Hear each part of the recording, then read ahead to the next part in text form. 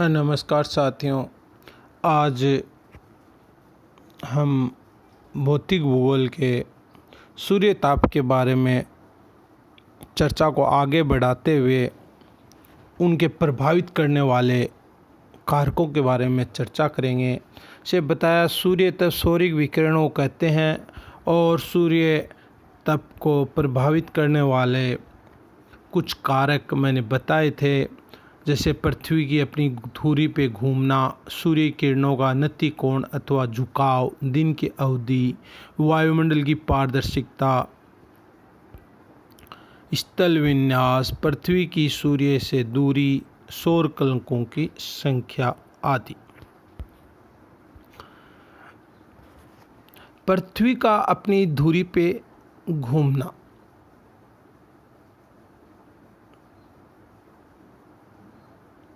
पृथ्वी है सूर्य के चारों ओर परिक्रमण की समतल कक्षा से झुकाव के साथ 66.5 डिग्री का कोण बनाती है, जो विभिन्न अक्षांशों प्राप्त होने वाले सूर्य ताप को प्रभावित कर देती है। क्योंकि झुकाव के कारण पृथ्वी के प्रत्येक भाग पे समान सूर्य ताप नहीं प्राप्त होता। इसी में आगे सूर्य की किरणों का नति कोण अर्थात झुकाव।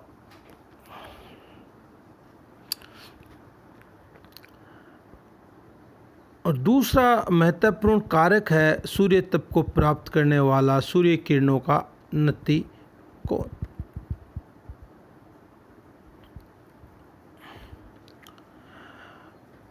सूर्य तप की मात्रा है वो इस नति कोण पे निर्भर करती है। अक्षांश जितना ज़्यादा होगा, किरणों का कोण उतना ही कम हो जाएगा और सूर्य की किरणें तिरछी पड़ना शुरू हो जाएंगी। तिरछी किरणों से सूर्य की ऊर्जा है वो कम प्राप्त होगी, क्योंकि वायुमंडल के अधिक भाग से होकर उनको गुजरना पड़ेगा। वहीं लंबत्व है जिनका नति कोण ज़्यादा होता है, वहाँ पे वायुमंडल को कम पार करना पड़ता है। तिरछी किरणों के कारण अवशोषण, प्रकीर्णन तथा विसरण द्वारा ऊर्जा का अधिक ह्रास हो जाता है। भूमध्य रेखा पे सर्वाधिक सूर्य ताप और ध्रुवों पे न्यूनतम सूर्य ताप प्राप्त होता है। दिन की अवधि।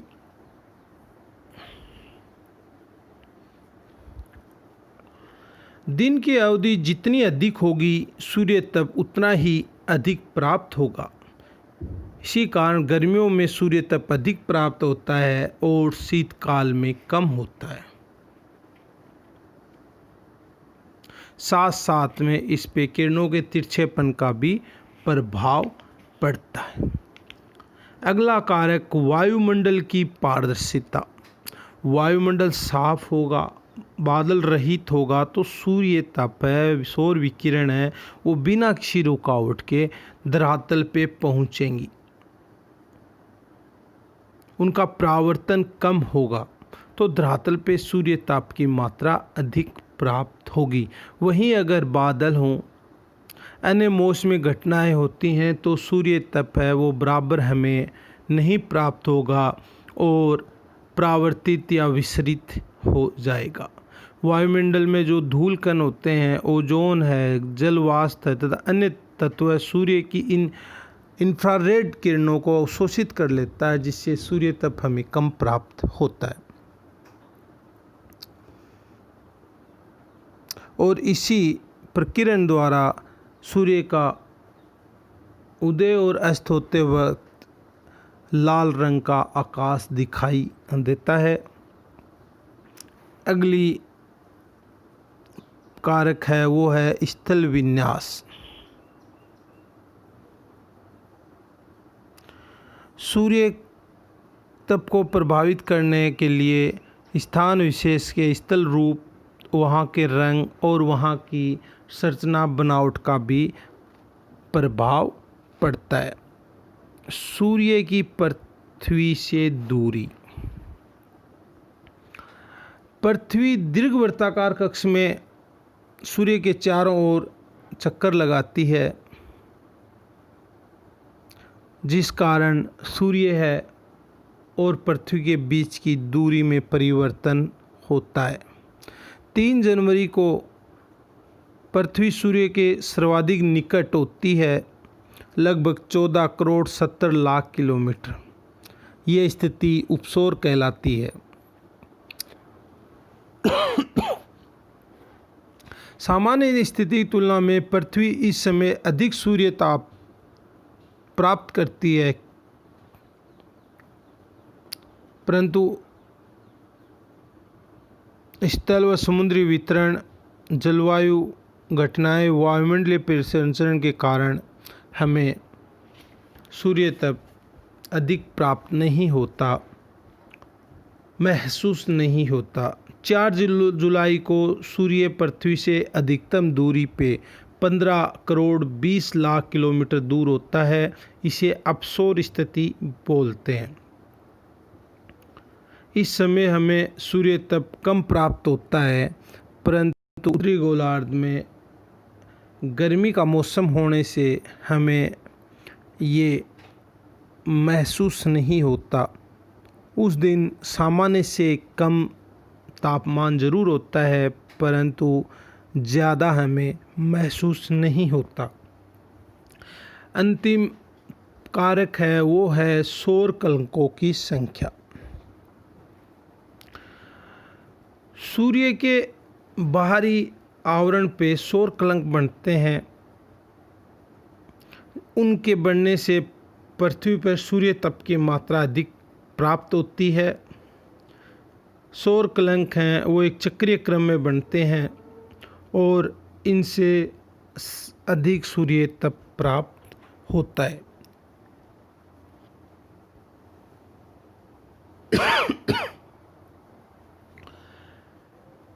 इन कारकों में हम देखते हैं कि सर्वाधिक महत्वपूर्ण कारक है सूर्य से पृथ्वी की दूरी, सूर्य की किरणों का तिरछापन और दिन की अवधि। दिन की अवधि ग्रीष्म अवकाश काल में सूर्य पृथ्वी के ऊपर सर्वाधिक सूर्य ताप प्राप्त होता है। उसका कारण सूर्य की किरणें पृथ्वी पे लंबवत व उत्तरी गोलार्ध में 12 से 14 घंटे प्राप्त होती हैं। इसमें भी अक्षांश के आधार से इनमें समय की अवधि कम ज़्यादा होती है।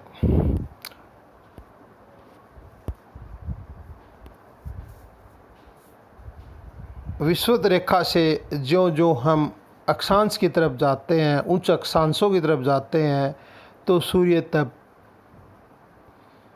दिन में भी कम प्राप्त होता है, क्योंकि सूर्य की किरणें हैं वो तिरछी होती चली जाती हैं और तिरछी किरणें हैं वो अधिक वायुमंडल को पार करके आती हैं, तो उनका अवशोषण, प्रकीर्ण, परावर्तन अधिक होता है। विषुवत रेखा पे सूर्य तप अधिक प्राप्त होता है, क्योंकि किरणें हैं वो लंबवत पड़ती हैं, उनको न्यून वायुमंडल को पार करना पड़ता है। किरणें हैं वो सीधी होती हैं और अधिक सूर्य तप प्राप्त होता है।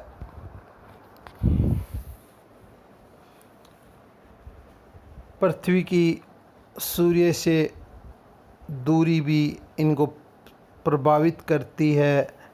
जितना नज़दीक पृथ्वी होगी उतना ही हमें सूर्य तप अधिक प्राप्त होगा और जितनी दूर होगी उतना कम प्राप्त होगा। इसी के साथ पृथ्वी के ऊपर जो सूर्य तप प्राप्त होता है वो वायुमंडल के द्वारा, सूर्य तप है जल द्वारा और वायु द्वारा, हवा द्वारा। ये एक स्थान से दूसरे स्थान पर ऊष्मा का चलन हो जाता है, जिससे वायुमंडल है वो गर्म और शीत होता है। पृथ्वी सूर्य से प्राप्त लघु तरंगों से गर्म होती है और इस लघु तरंगों को प्राप्त कर दीर्घ तरंगों के रूप में उत्सर्जित करती है। और ये दीर्घ तरंगें हैं, ये पृथ्वी के धरातल को और वायुमंडल को गर्म करते हैं। पृथ्वी द्वारा सौर विकिरणों के अवशोषण निष्कासन की प्रक्रिया में विकिरण संचालन, संवहन व अभिवहन का प्रमुख योगदान होता है। यही वायुमंडल के गर्म होने और ठंडे होने की प्रक्रिया में सहायक होते हैं। वायुमंडल का गर्म और शीतल होने में 3 प्रकार की अभिक्रियाएं काम करती हैं। उसमें चालन विधि, संवहन विधि एवं विकिरण विधि। चालन विधि है ये ऊष्मा का चालन अणुओं के द्वारा संपर्क से होता है।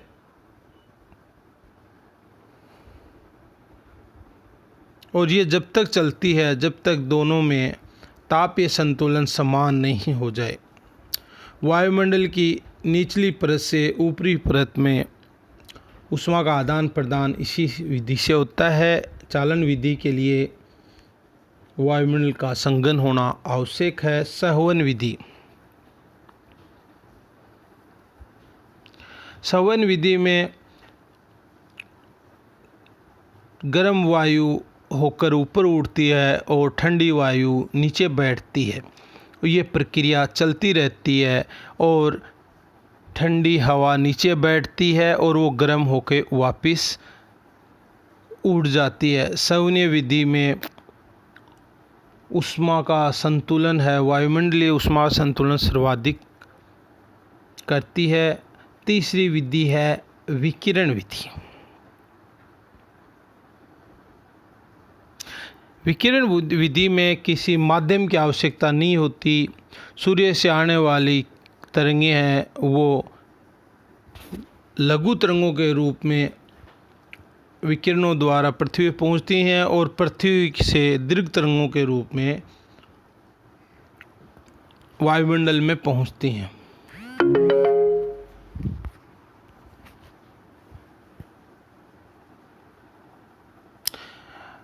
पृथ्वी से निकले दीर्घ तरंगें वायुमंडल अवशोषित कर लेता है और इस प्रक्रिया में वायुमंडल की निचली परत पहले और उसके उपरांत धीरे धीरे ऊपर की ओर वायुमंडल गर्म होता जाता है।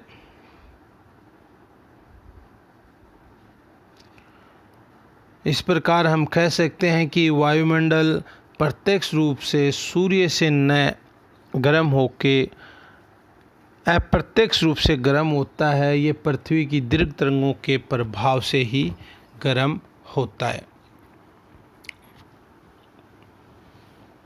और ये पृथ्वी के ऊष्मा संतुलन बढ़ाने में सहायक होती हैं, क्योंकि पृथ्वी पे जितनी भी लघु तरंगें आती हैं वो किसी न किसी रूप में वापस अंतरिक्ष में पहुंचती हैं ताकि ऊष्मा का संतुलन बना रहे।